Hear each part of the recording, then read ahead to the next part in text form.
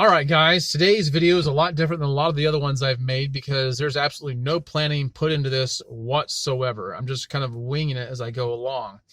I'm still at work. I just finished eating lunch, and at lunch, I finished reading a book that I've been working on for a little bit called The Philosophy of Elbert Hubbard. This is a very old book. You may not be able to tell from this video, but it's very, very old. I picked it up at an antique mall here in Lakeland. I didn't know much about Elbert Hubbard.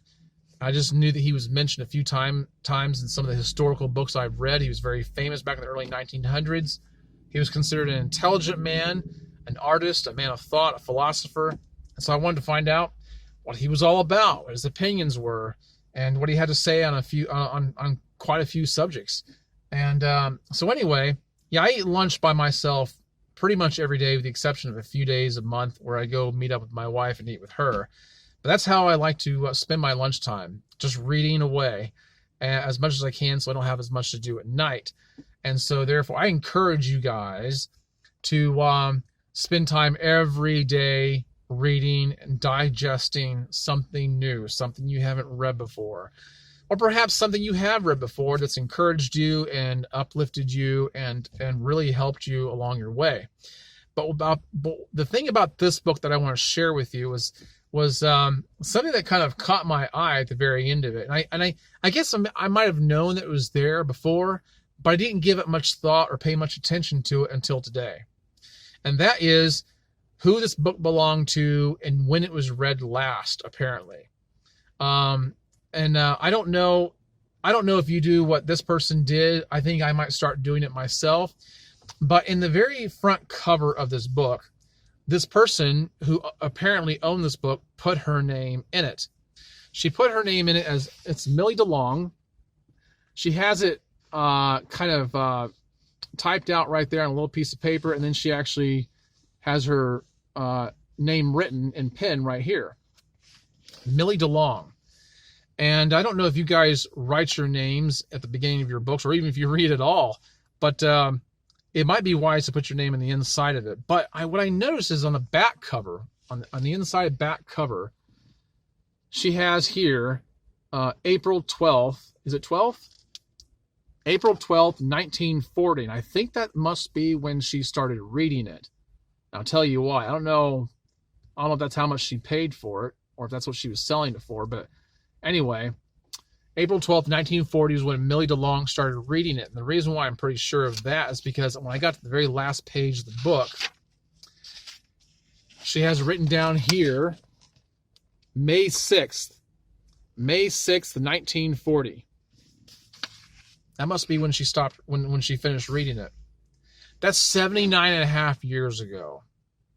79 and a half years ago. That's a long time, man. It's a long time ago. I think it's interesting, though. And it makes me think that maybe I should be inscribing my books with my autograph and the dates I started reading it and finished reading it. First of all, I would encourage you guys to read. Second, I would encourage you to start doing this very thing right here. Inscribe your name and put dates in it. The other thing that I would encourage you to do, and I really wonder if Millie DeLong would appreciate this or turn her nose up at it, but I marked her book up quite a bit. I had no intention of keeping this thing in the condition I found it. I don't immortalize books. I don't make them sacred. I think books are made to be written in. In fact, President John Adams, who had a voluminous library, was known for the amount of scribbling he did in the margins of every book he read, which is why people know so much about him. He's the most documented president. We know more about him than any other president because of how much documentation he left behind. Not just about his life, but about his thoughts. His thoughts were inscribed in the margins of books. And so I've taken a highlighter and I have gone through and highlighted different places in this book. Even the very last pages of his book, I highlighted quite a bit, as you can see. I don't know if Millie DeLong would appreciate that, but that's what I've done. And that's what I would encourage you guys to do also, is get a highlighter, get a pen, perhaps even a ruler to make straight lines. Underline things, highlight things. That way you can go back and find things a lot quicker for a quick search. And write down the things you're thinking, even if you disagree with what you've read. And that's another thing. Don't be afraid to read things that you disagree with. Don't be afraid to read things that don't hold the same worldview as your own, even if you know going into it that's the way it is. That's the way John Adams was. That's one of the things I learned about him, is that he read quite a few things that didn't gel with his worldview. If you go to the library of any number of people who read, which is getting harder to find, you're going to find out that people will largely read things that fit their worldview or align with their opinions already, because it reinforces what they believe or how they think. It complements their intelligence. So I would say don't get yourself that marginalized. Don't get yourself that hemmed in. Expect yourself to stretch your level of acceptability. It doesn't mean that you have to ascribe to everything that's written, but be willing to find out how other people think, where they're coming from, and you never know. You might learn something. It'll at least challenge you, and it will inform you as to how other people do think and what their thought processes are. It'll make it easier for you to converse and dialogue with other people, because it won't be the first time you've heard such views. So, like I said, this video is completely spontaneous. I just got to thinking about how old this book was and about how she scribbled her name on the inside of it.